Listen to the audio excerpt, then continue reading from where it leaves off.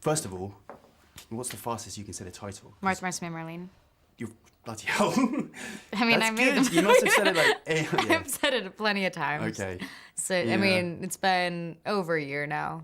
It is a great movie, and it's a very... I was watching it, I had this, like, horrible feeling in my stomach just build throughout. I love that. Yeah. Yeah. I felt, like, really uneasy. We want people to feel really sick while they're watching. Brilliant.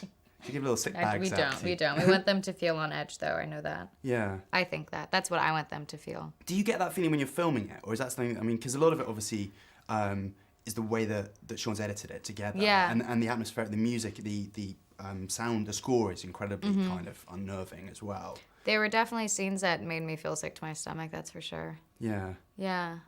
Plenty of them. Filming, yeah. Yeah, because I feel like a lot of times when you have to repeat being somehow emotional in a true and honest way, it comes from somewhere in like your gut. Yeah. And so that makes you nauseous. Yeah. But you forget about being nauseous until after you're done filming. And then you're like, oh, I don't feel well. Why do I not feel well? And then you're like, oh, right, because I just did this thing. Yeah. And even the Patrick character, he's clearly capable of incredible gentleness. Absolutely. And he has this, like, my God, how violent can this man be? Which you don't really see that much in the film. Right, absolutely. And our people always ask, oh, was he so creepy on set? Was it so creepy? And it's like, no, I'm supposed to be in love with the man. Yeah. Like, no. I only found, like, goodness in him until I didn't. Until that distance, I guess, mentally when you get away. And it's almost like you've been to war and you're kind of like trying to...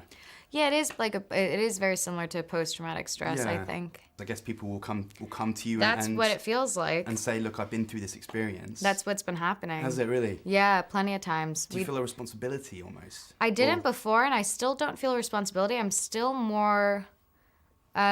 it's interesting, but I never felt like we were making a movie to give those people a voice. I just thought that we were telling an interesting story from an interesting point of view that cinematically would be exciting to watch.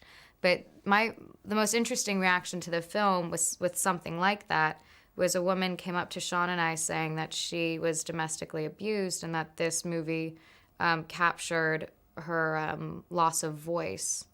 And so what I find interesting is I think great movies, what I find great in films are the ones that people can relate to from all different points of view and has nothing to do with the actual literal content of the film, but they can connect with it in different ways. And that's why I really, I felt for her response to it. Yeah, that was very much my experience with the film as well. I was going to say, just to wrap up, you can't tell me what happens at the end of this movie, obviously.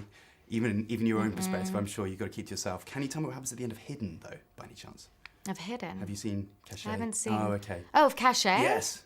Oh, I don't know what happens at the end of Cachet. But that's the whole point, and that's why if they make an American remake, which I think they've tried to, they'll have to change the script so that something actually makes sense, but I don't think it's supposed to make sense. Yeah.